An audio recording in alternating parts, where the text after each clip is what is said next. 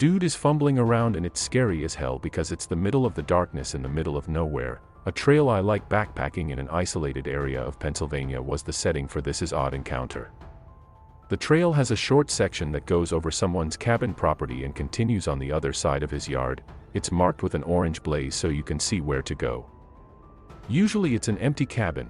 I always do some peering inside since it's in a pretty secluded spot, probably 4 or 5 miles from a major road.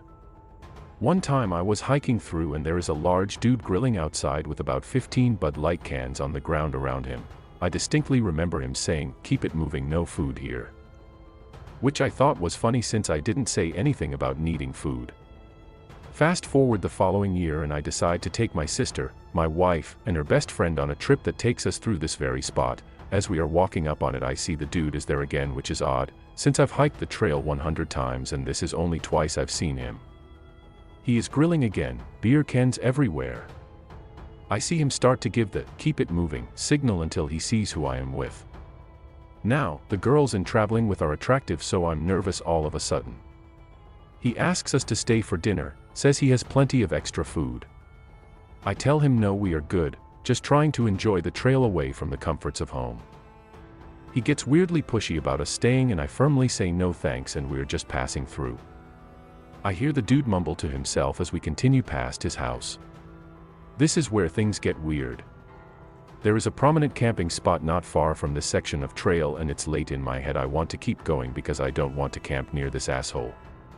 The consensus is everyone is pretty tired so we set up camp.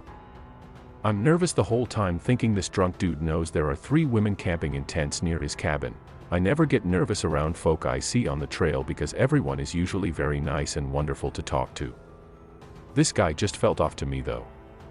Fast forward to the middle of the night and sure enough I hear someone on the trail outside the tent. I'm just praying it's a bear at this point. But I hear the dude mumbling to himself and I panic. I hear him now in the camp. He's going through our shit and is piss drunk. Fuck. Okay, think. I realize I have a blowhorn on my pack I use on the trail to scare animals off should I encounter any. So I unzip the tent slowly and roll out. Dude is fumbling around and it's scary as hell because it's the middle of the darkness in the middle of nowhere. I start to run towards him and blow my air horn repeatedly and it's loud as shit. Everyone in their tent starts screaming. The dude nearly shits his pants and starts bumbling the fuck out of there. Everyone is so shooken up at this point we pack up and night hike out of there. Worst experience I've ever had. I've got 911 dialed on my phone, a hatchet beside my chair, and my hunting knife in my lap, my BF, our dog, and I went camping up this Forest Service road in BC, Canada that I've gone to well over 20 times. Midweek, early in the season for most people. We have the place to ourselves. Around dusk 2 guys bomb up the road on quads, had to go past my car to get to the river, we don't think anything of it. About an hour later 1 guy left. Other guy is still at the river, so after a bit I go ask if everything is all good with his quad, thinking maybe he ran out of gas and his buddy went to go get more. Dude was very surprised by the fact that there were people there, had no idea that they went right past my car and our campsite. Apparently his quad was fine, so I head back to our site. We're peacefully making dinner and hear yelling over the sounds of the river. Both of us thought it was odd, but hey, people are weird. He's yelling things like, "Fuck you, you ruined my life," and unintelligible angriness. About an hour of this and we're wondering what the deal is. It's full dark, we've got the campfire going strong and Buddy fires up his quad. We're a little bit higher up than the road, maybe 5 feet, and he stops at the entrance to our site. My BF walks over and Buddy is all, "Oh, there's people here," and starts asking questions about how many people and how long we've been there for. My BF lies and says there's a few of us. And more coming, smart man. Buddy goes off on his quad past my car which is parked about 10 feet down the road on the way out. About 10 minutes later he comes back, past the car, past our site and has some more strong words with the river. Another half hour of yelling and he gets back on his quad, goes to drive back out, and stops right near my car. We're definitely weirded out at this point and didn't want my car trashed. BF takes the hatchet and goes to get something out of the car. Buddy is once again surprised by our presence. Buddy leaves again, but not 20 minutes go by and he's come back. It's about 11 p.m. now. We were drinking but now are stone cold sober. Buddy stops his quad just below the campsite again. We pretend to ignore his presence and go on with our conversation. I've got 911 dialed on my phone, a hatchet beside my chair and my hunting knife in my lap, just about to press send when he goes to leave again. I call anyway and let the police know what's been going on, and if they find 2 murdered bodies it's us. Buddy came back 2 more times, finally left for good around 2 a.m. I don't think we got any sleep that night. I've never been so unnerved in my life, and I do a decent amount of solo camping. Never heard anything back from the police either. Still freaks me out a bit to this day. His friend waltzes in, machete in hand, telling me he is on LSD. A few years ago, a girlfriend and I lived in an apartment complex near some woods and a lake. I would occasionally take my banjo, Illy, out to this boards on wires with a tarp hut I found in the woods. Mostly, kids used it to smoke pot, but it was also great to get some real down south pickin' going on. Anyway, I'm out there one night, I'm a fucking idiot, practicing chords, or whatever, I still suck at it. Cue sticks breaking, people shouting, and distant slivers of light shining through the hut's boards, so, you know, I ignore it as it all comes closer. A few moments later, one of them comes in. He seems a little hazy. "Are you the architect?" "No, I'm not." His friend waltzes in, machete in hand, telling me he is on LSD. I play real chill as he and like 4 other friends come in and sit down next to me.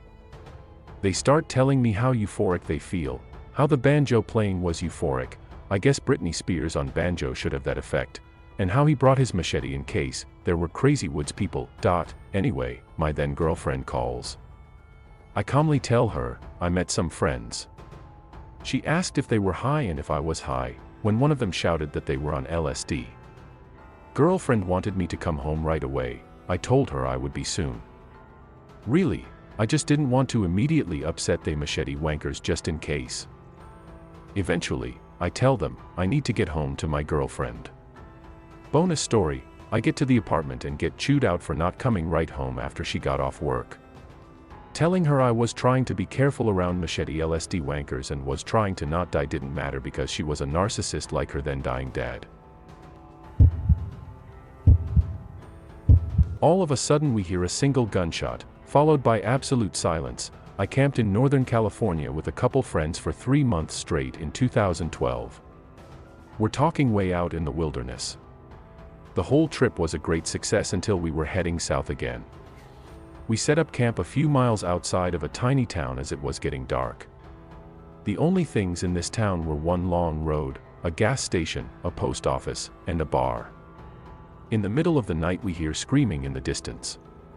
We could discern 3 different voices, but they were far enough away we couldn't quite make out what was being said. All of a sudden we hear a single gunshot, followed by absolute silence.